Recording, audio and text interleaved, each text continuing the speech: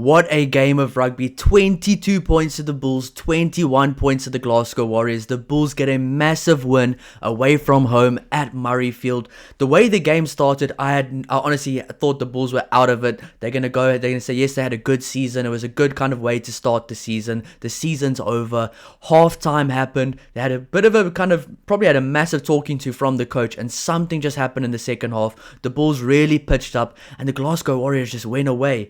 What a game of two halves, and this is why we love the URC. This is why we love knockout rugby. It felt like an international game. What a game of rugby to watch, but we're going to go right into it. This is my immediate reaction to the game following the final whistle. I was locked in on this game. It was such a good game of rugby to watch, and to be honest, I really thought the Bulls season was going to be over before halftime, so that just shows you can never give up in these games, and sometimes it just takes little things that work well to just make a team do really well and get a win. So phenomenal game for the Bulls.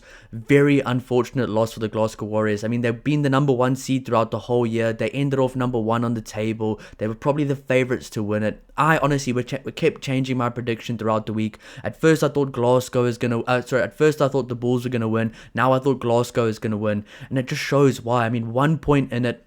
Some mistakes from some players as well, but some really good performances from others as well. So what a performance from both these teams. What a game. What a win for the Bulls. But before we do get into it, if you do enjoy the content, please don't forget to like and subscribe to help the channel grow. I appreciate all the support.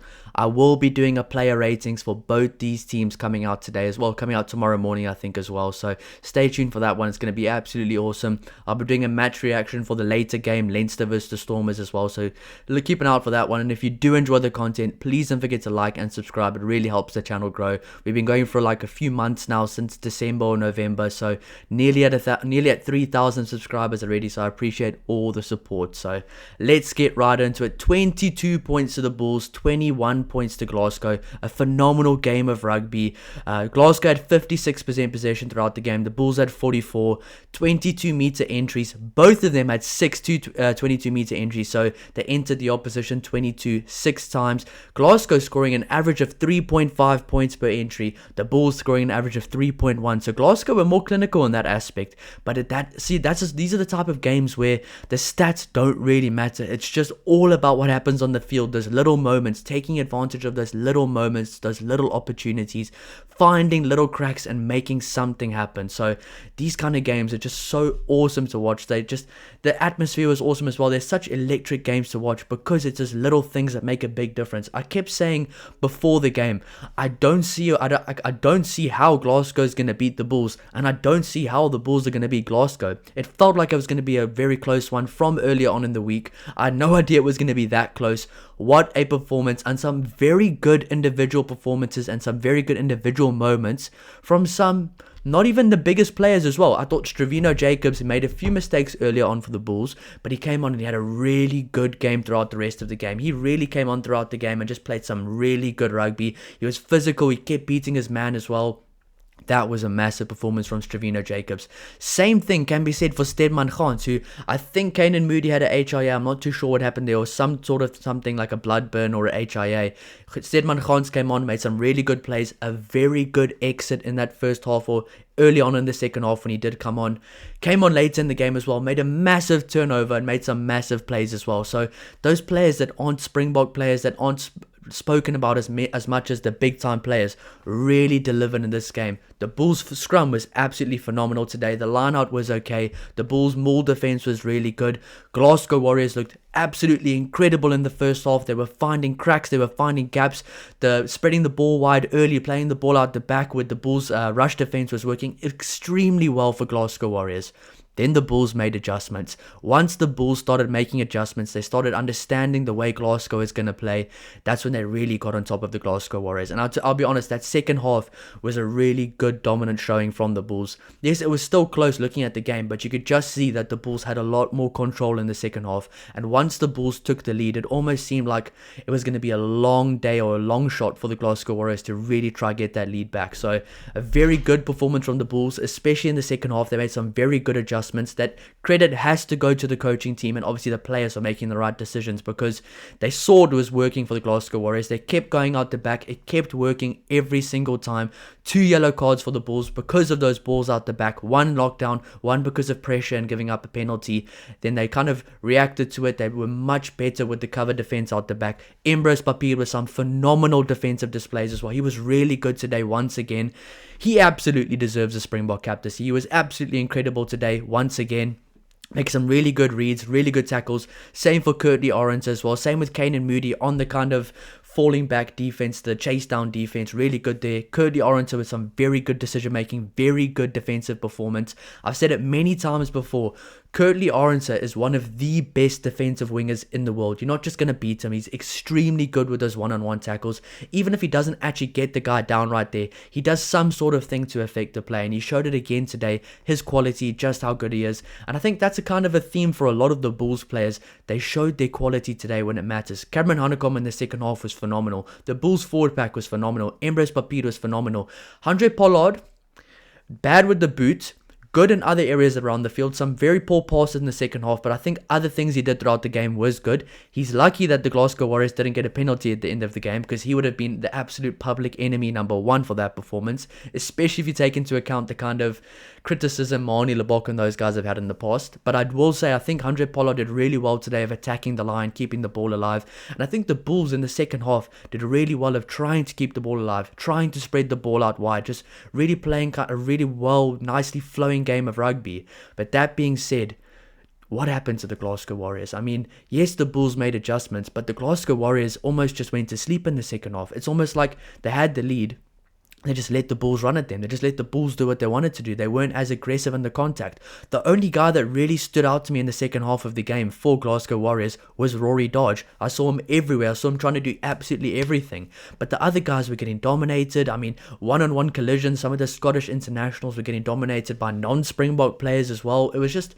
something happened in the second half to Glasgow Warriors. And yes, the Bulls pitched up and played better, but the Glasgow Warriors also did not play their best at all in the second half. But I mean, there were some good individual performances. I mean, that first half performance from the Glasgow Warriors, they looked absolutely incredible with ball in hand. They were throwing the ball around everywhere. And there was a stage there where I really thought it was going to be a long day in the office of the Bulls. But the Bulls somehow regathered the troops, 2 yellow cards down, scored a try when Glasgow had a yellow card, and really fought their way back into this game.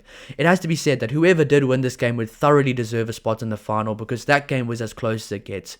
I kept saying in the week, I don't know how Glasgow is going to beat the Bulls. I don't know how the Bulls are going to find cracks in Glasgow. They were so evenly matched, and this game just shows. There was probably more opportunities for Glasgow to score in the first half, and the Bulls had at least 9 points on offer that they missed through the kicking tee in the second half. So this could have been a 30-all kind of a game, or a 31-31 kind of a game. The scoreboard could have been higher, but that being said, wow. I mean, you can just see my reaction right now. This is my instant reaction to this game.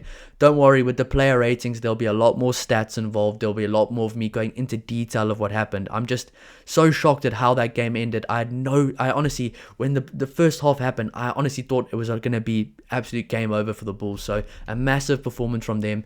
I can't believe I changed my predictions to Glasgow at the last minute. I would have been right if I just stayed with the Bulls, but that just shows how close it was. Now looking at some of the best performers in this game, points scored, Kyle Steyn with 10 points, Handré Pollard with 7, Embrose Papir with 5.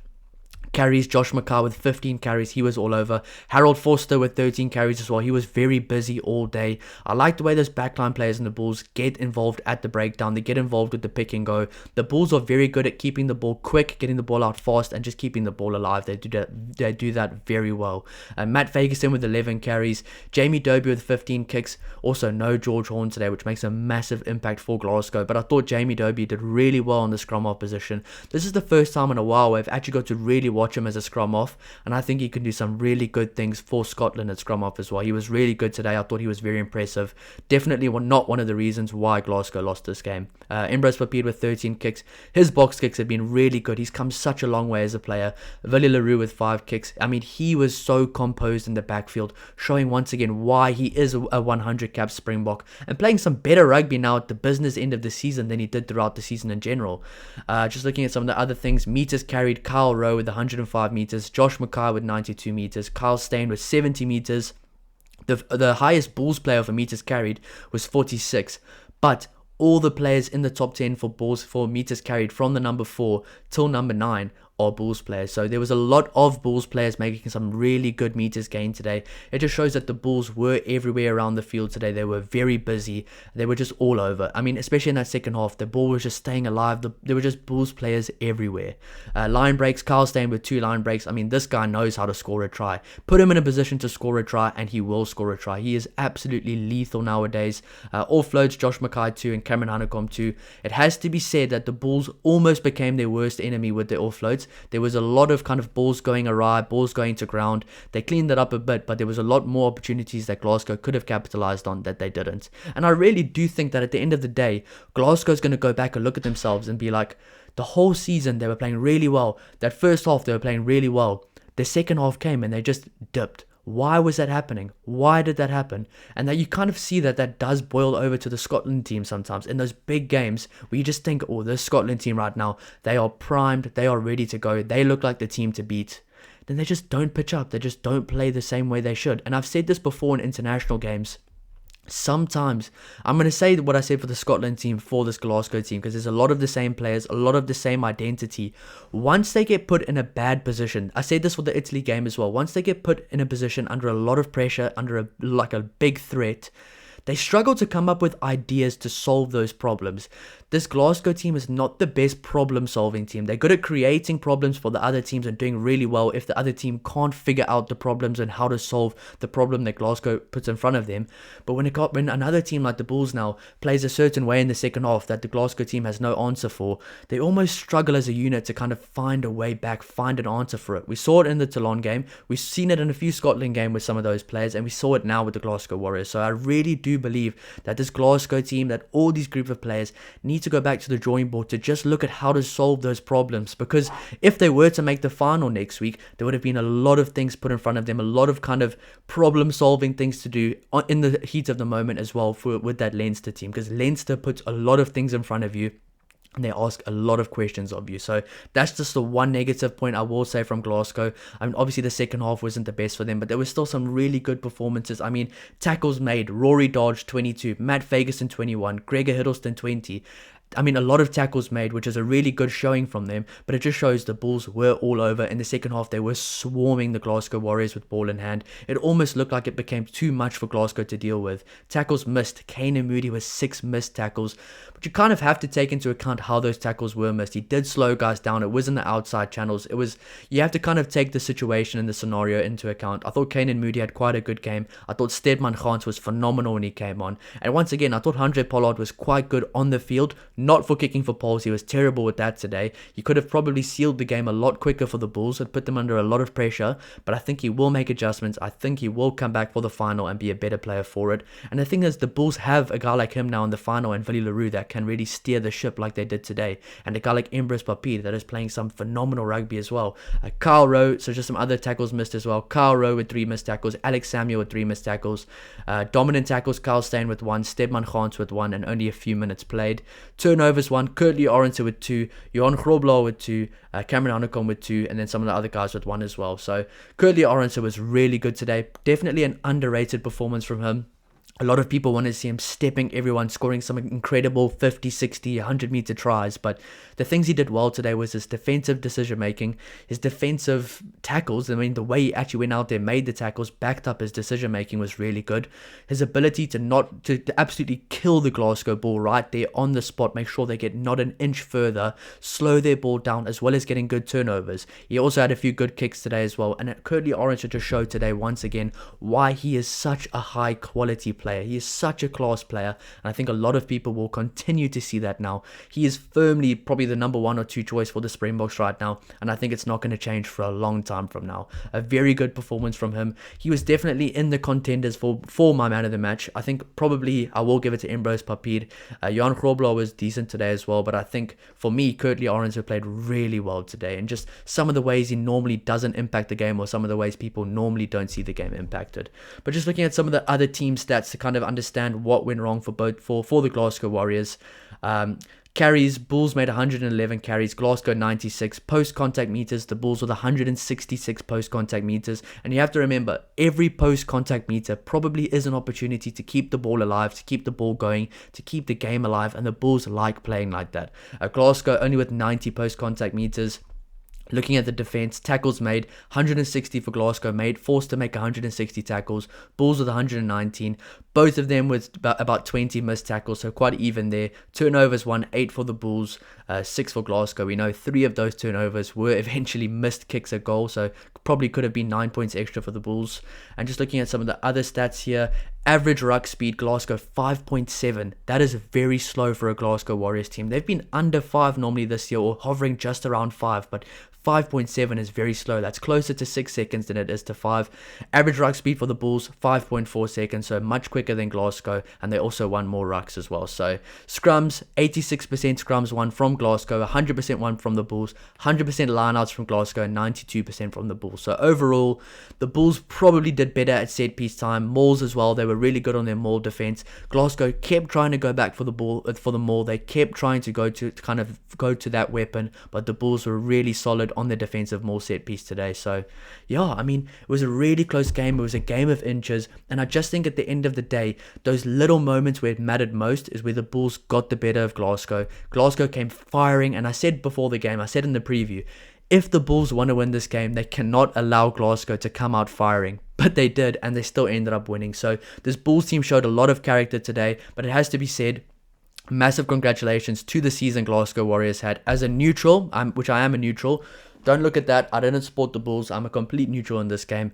That was a very good game of rugby to watch. And I think Glasgow, with the players they have now, with some of the other players as well that have kind of come through this season and had some incredible seasons, they're going to do some really good things in this competition going forward as well, and the Champions Cup as well. So very disappointing end to the season for Glasgow, but with all of these teams in the top 4, in the top 8, or probably the top 6, it's always going to be a disappointing season if they don't win the competition. Now, if the Bulls also go next or in the next 2 weeks and don't win that final, it's going to be a disappointing season for them as well. So that's all that can be said. What a game of rugby. Let me know what you think of the whole game down below in the comments. Let me know who you think was your man of the match. Stay tuned for the player ratings coming out tomorrow morning. It's going to be absolutely awesome, and I'll see you in the next one. Cheers.